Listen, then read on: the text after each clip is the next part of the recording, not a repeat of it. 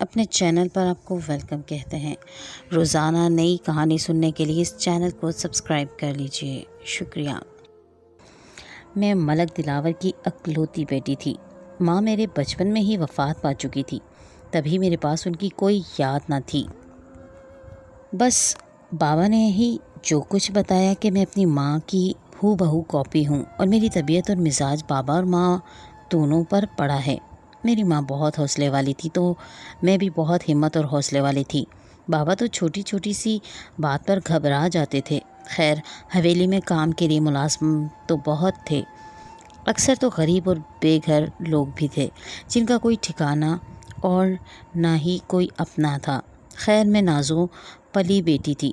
میری خواہش کے مطابق میٹرک کے ساتھ ہی میں نے قرآن پاک حفظ کیا اور بابا نے میری تربیت بھی اسلامی اصولوں پر کی۔ پردہ، حیا، نماز، روزے کی پابندی سب مجھ میں تھا۔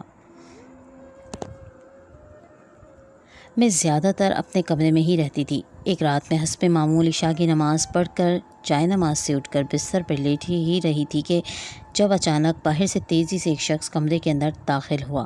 اسے دیکھتے ہی میری زوردار چیخ نکلتی، لیکن اس سے پہلے کہ آواز حلق سے باہر نکلتی اس نے میرے منہ پر ہاتھ رکھ دیا، جس سے میری آواز گلے میں ہی دم توڑ گئی۔ اس نے مجھے ایسے پکڑ رکھا تھا جیسے مجھے اس کا چہرہ نظر نہیں آ رہا تھا، لیکن میرا پورا وجود ساکت ہو گیا تھا۔ ابھی چند ہی سیکنڈ گزرے تھے کہ اچانک میرے کانوں میں پولیس کی گاڑیوں کی ہارن کی آوازیں گونجنے لگیں، ساتھ ہی پورے حویلی میں بھگدڑ مچ گئی۔ میرا کمرہ اوپر کی منزل پر تھا، لیکن اس کی ایک کھڑکی گھر کے پچھلے جانب کھلتی تھی، سو میں تمام آوازیں بخوبی سن سکتی تھی۔ اچانک لاؤنج سے آواز آئی، کوئی ابا سے کہہ رہا تھا کہ شہر کا بہت بڑا مجرم جیل سے فرار ہو گیا ہے، اسے اس حویلی کی جانب آتے ہوئے دیکھا گیا ہے۔ یہ الفاظ میرے کانوں میں پڑتے ہی میرے دل سے شک و شبہات کے بادل گہرے ہو گئے۔ ابا کی رضامندی سے پولیس والے گھر کی تلاشی لے رہے تھے، لیکن ابا نے صاف منع کر دیا تھا کہ میری بیٹی کے کمرے میں کوئی نہیں جائے گا، باقی حویلی میں جہاں چاہیں دیکھ سکتے ہیں۔ اس کی گرفت میں میں خوف کا شکار ہو چکی تھی۔ میرا دل تیزی سے دھڑک رہا تھا۔ اس کے ہاتھوں کی گرفت اتنی سختی کہ مجھے لگا میں دم گھٹ کر مر جاؤں گی۔ اتنے میں میرے کانوں میں آواز پڑی جسے سن کر میری حالت اور بھی خیر ہو گئی۔ ابا کسی پولیس والے کو کہہ رہے تھے کہ میں ذرا اپنی بیٹی کا حال پوچھ لوں، اس کے کمرے کا جائزہ لے لینا چاہیے، جلد ہی اوپر چلی جاتی ہے۔ ابھی بات ختم نہیں ہوئی تھی کہ اس شخص نے ایک دم میرے چہرے کو ایک جھٹکے سے اپنی جانب کیا۔ اس کا حلیہ انتہائی مشکوک تھا، شکل سے ہی بہت بڑا مجرم لگ رہا تھا۔ اس نے اپنے چہرے کو سیاہ رومال میں لپیٹ رکھا تھا اور اپنی لال سرخ آنکھوں سے میری طرف دیکھ رہا تھا۔ ابھی میں اس کے چہرے کی کھوج میں ہی تھی کہ وہ پھر سے بولا، اس سے پہلے کہ کوئی اندر آئے مجھے کہیں چھپا دو۔ میں ایک دم ہڑبڑا گئی، لیکن پھر نہ چاہتے ہوئے بھی میں اپنی زندگی کی سب سے بڑی غلطی کر دی، ایک ایسی غلطی جس کا خمیازہ مجھے عمر بھر بھگتنا پڑا۔ میں نے اسے چھپنے کے لیے اپنے ہی کمرے میں کپڑوں کی الماری کا راستہ دکھا دیا۔ وہ تو تھا ہی عادی مجرم، فوراً سے وہاں جا کے چھپ گیا۔ میں جلدی سے بیڈ پر براجمان ہو گئی۔ ابا اندر آئے اور میرا حال احوال پوچھ کر واپس گئے۔ میں نے جلدی سے اٹھ کر اندر سے کنڈی لگائی تاکہ کوئی دوبارہ اندر نہ آ سکے۔ وہ شخص الماری سے باہر نکلا اور مجھے دیکھتے ہی اپنی بھاری آواز میں بولا، آج رات کو میں یہیں رہوں گا، کیونکہ اس وقت میرے لیے اس سے محفوظ جگہ کوئی نہیں ہے۔ یہ سن کر میری آنکھوں میں حیرت ابھری۔ میں نے کہا، ایسا نہیں ہو سکتا، تم میرے کمرے میں نہیں رہ سکتے۔ میں ایک عزت دار گھرانے کی شریف لڑکی ہوں، حافظ قرآن ہوں، اس طرح کسی نامحرم کے ساتھ ایک چھت تلے کیسے رہ سکتی ہوں؟ میری بات سن کر اس نے دھیما سا کہکا لگایا اور بولا، لڑکی چاہے کتنی پاک باز کیوں نہ ہو، آج تم مجھے اپنے کمرے سے باہر نہیں نکال سکتی۔ اب اگر تم نے ذرا سی آواز نکالنے کی کوشش کی تو ابھی جان سے مار دوں گا۔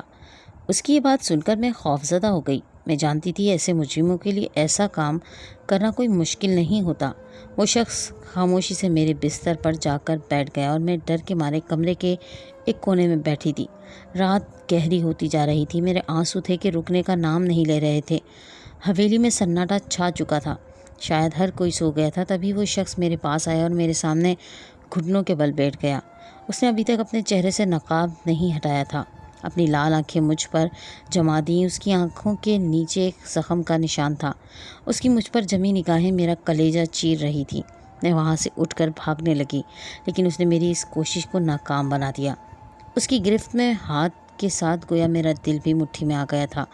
لاکھ کوششوں اور التجاؤں کے باوجود بھی اس درندے نے مجھے لوٹ لیا۔ آپ سوچ بھی نہیں سکتے اس لڑکی پر کیا بیتی ہوگی جس پر کبھی کسی نامحرم کی نگاہ بھی نہیں پڑی تھی، اور اب اسے اپنے ہی گھر میں بے آبرو کر دیا گیا۔ وہ رات مجھ پر بہت بھاری تھی۔ میں اپنے کمرے کی دیوار سے ٹیک لگائے بیٹھی سسک سسک کر رو رہی تھی، جبکہ وہ آدمی دروازے کے پاس چوکنا کھڑا تھا۔ فجر کی اذانوں نے ابھی ماحول میں ارتعاش پیدا ہی کیا تھا کہ وہ شخص اٹھا اور کمرے سے باہر نکلنے لگا۔ جاتے ہوئے وہ میز پر پڑی پھولوں کی ٹوکری سے چاقو پکڑنے لگا۔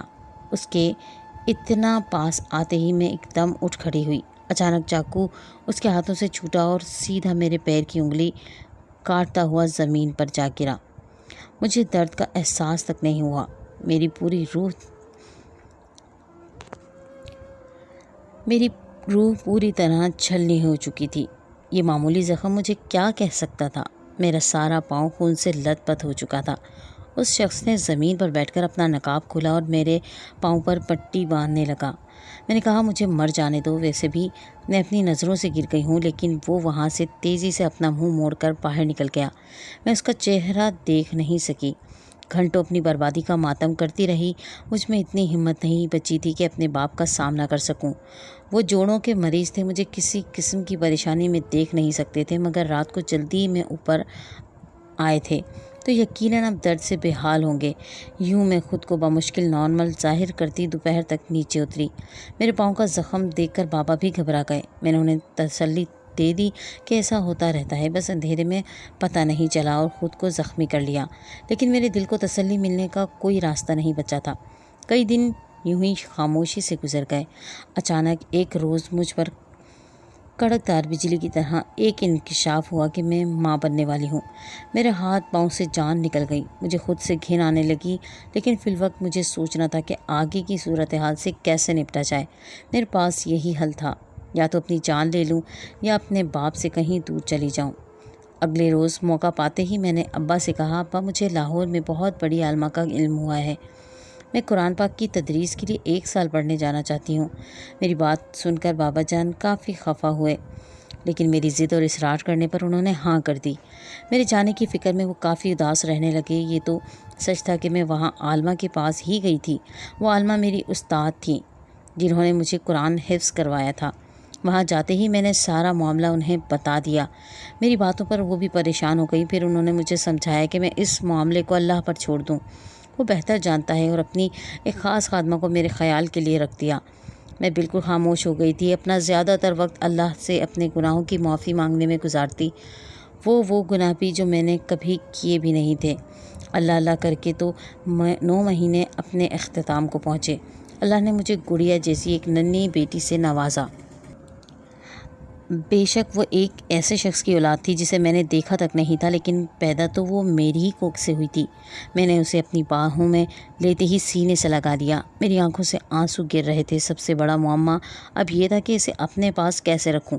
تبھی میری استادنی نے ایک مشورہ دیا کہ میں اپنے ساتھ اس خادمہ کو لے جاؤں، اس طرح میری بیٹی اس کی بیٹی بن کر ساری زندگی ہمارے ساتھ رہ سکتی ہے۔ یہ سنتے ہی میرے دل میں امید کی کرن جاگی۔ سریا کا شوہر ویسے بھی مر چکا تھا اور وہ بے اولاد تھی، اسے ساتھ لے جانا کوئی مشکل کام نہیں تھا۔ میں نے اسے تیار کیا اور اپنے ساتھ لے گئی۔ حویلی جاتے ہی بابا نے کھلے دل سے ہمارا استقبال کیا۔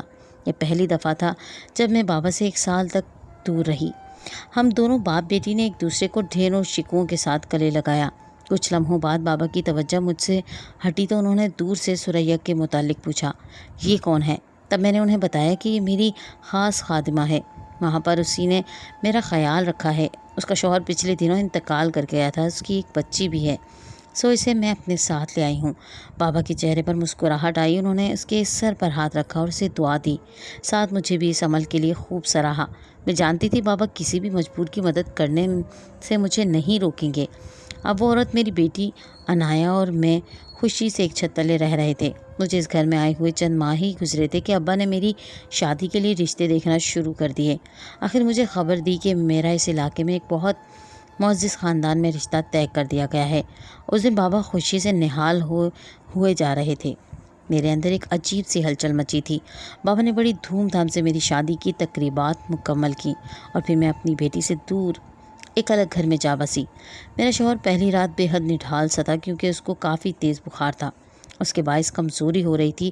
اس طرح ہمیشہ کے لیے میرا پردہ رہ گیا۔ وہ مجھ سے بے پناہ محبت کرتا تھا۔ اس کی محبت میں میں اپنے ماضی کے غم کو بھلا بیٹھی، لیکن مجھے اپنی بیٹی کی یاد ہر وقت ستاتی رہتی۔ میرا جب بھی جی چاہتا کسی نہ کسی بہانے اپنے میکے چلی جاتی۔ شادی کے تیسرے ہی سال اللہ نے مجھے چاند جیسے بیٹے سے نواز دیا۔ میری زندگی پھولوں کی سیج بن گئی تھی، لیکن یہ خوشیاں عارضی تھیں۔ میرے شوہر کینسر جیسے مرض میں مبتلا ہو کر اس دنیا سے چلے گئے تھے۔ میں ایک جوان بیوہ بن گئی تھی۔ وقت تیزی سے گزر رہا تھا۔ میرا جوان بیٹا ہو چکا تھا، لیکن اب تک کوئی نہیں جانتا تھا کہ عنایا میری ہی بیٹی ہے۔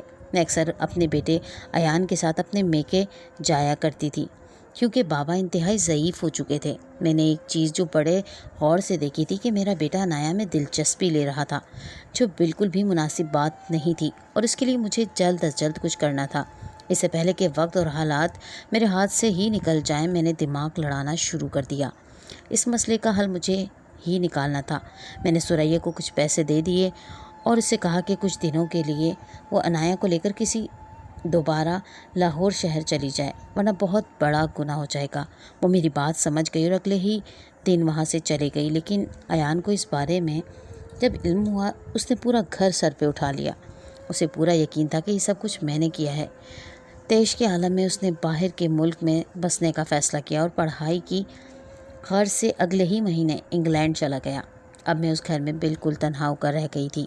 بس اب شوہر اور بیٹی کی یادوں کا بسیرا تھا۔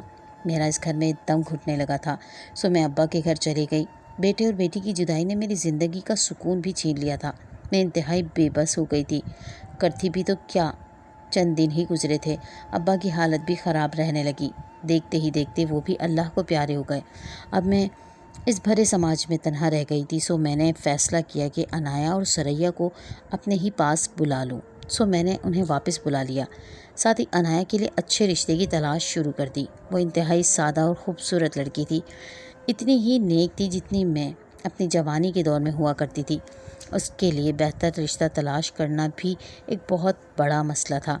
ان دنوں میں ثریا نے حویلی میں اپنی کافی جان پہچان بنائی ہوئی تھی۔ اپنی جوانی کے ہر کوئی عنایا کو بھی ان کی بیٹی کے طور پر جانتا تھا۔ چند ہی دنوں میں مجھے خبر ملی کہ ہماری حویلی کے لیے ایک عالم دین کا رشتہ آیا ہے۔ یہ عمر میں تھوڑے بڑے تھے، لیکن انتہائی پاک باز اور نیک تھے۔ یہ سنتے ہی ہمارے دل میں ایک خواہش ابھری کہ کیوں نہ انہی سے اس کا رشتہ طے کر دیا جائے۔ اس سے بہتر جوڑ اور کوئی نہیں ہو سکتا۔ شام کو رشتے والوں کو گھر پر مدعو کیا لیا۔ سب سے پہلے میں عنایا کی بڑی بہن بن کر اس لڑکی کو دیکھنے گئی۔ وہ آدمی 42 سال کے لگ بھگ تھا، لیکن اس کا چہرہ نور سے منور تھا۔ سادہ چمکتے چہرے پر داڑھی نے اس کے چہرے کے نور میں مزید اضافہ کر دیا تھا۔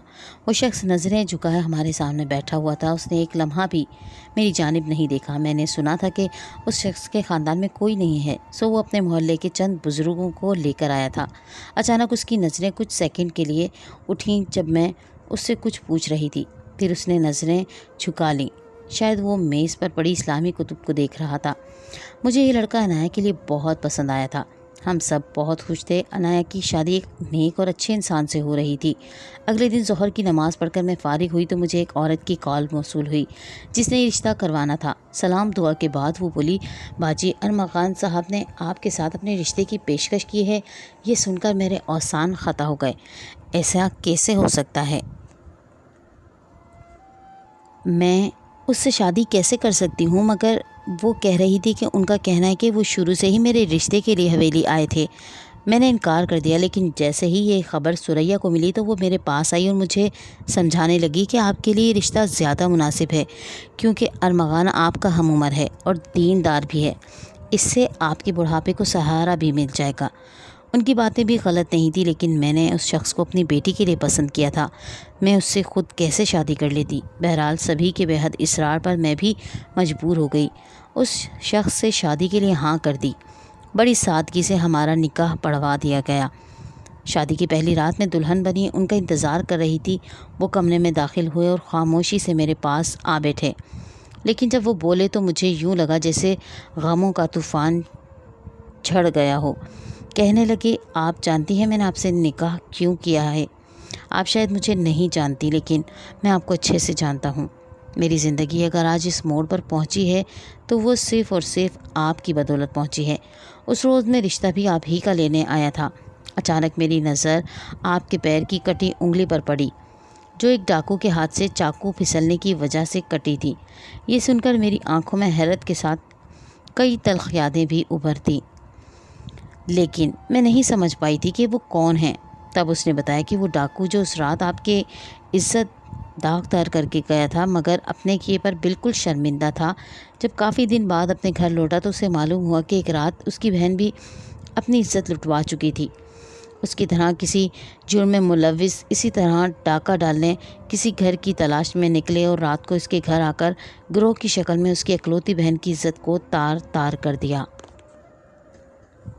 وہ تو نہ زندوں میں تھی نہ مردوں میں۔ پھر زندگی کی جنگ لڑتے لڑتے اگلے چند دنوں میں اس کی زندگی کا اکلوتا سہارا اس کی بہن بھی اللہ کو پیاری ہو گئی۔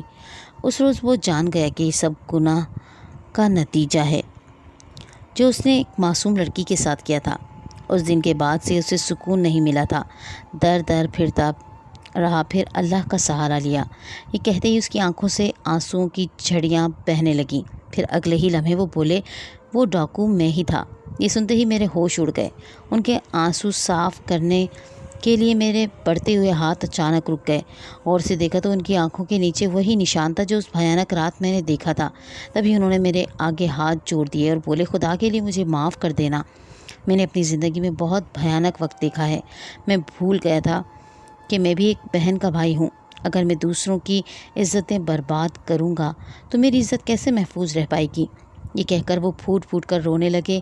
ان کی حالت دیکھ کر مجھے ان پر ترس آنے لگا۔ میرے آنسوؤں نے میری شادی کے جوڑے کا آنچل بھی بھگو دیا تھا۔ کوئی سوچ بھی نہیں سکتا تھا کہ قسمت اتنی بڑی سازش رچائے گی، لیکن اب جو ہونا تھا ہو گیا۔ میں نے اسے اپنا نصیب لکھا سمجھ کر بھلا دیا تھا اور نئی زندگی کا آغاز کر لیا۔ ایک کے بعد ہم سب ایک ہی گھر میں ہنسی خوشی رہنے لگے۔ انایا کی شادی ہم نے ایک اچھے خاندان میں کر دی تھی۔ میں نے اپنے شوہر کو یہ سوچ کر معاف کر دیا تھا کہ اگر انہیں اپنے گناہوں کی سزا مل گئی ہے اور یقیناً اللہ نے انہیں معاف کر دیا ہے تو پھر میں انہیں معاف نہ کرنے والی کون ہوتی ہوں۔ میں نے انہیں ان کی بیٹی کے بارے میں بھی بتا دیا تھا۔ انایا کے بارے میں نے اپنے بیٹے کو بھی ڈھکے چھپے الفاظ میں بتا دیا کہ وہ میری ہی بیٹی ہے۔ اب وہ اپنے رویے پر شرمندہ تھا اور تعلیم مکمل کر کے واپس لوٹ آیا اور اپنے نانا کی حویلی میں آباد ہو گیا۔ اس کی شادی ہم نے ایک شریف خاندان میں کر دی تھی، جبکہ میری زندگی کے دکھ بھی اب ختم ہو چکے ہیں۔ میں ایک پرسکون زندگی گزار رہی ہوں۔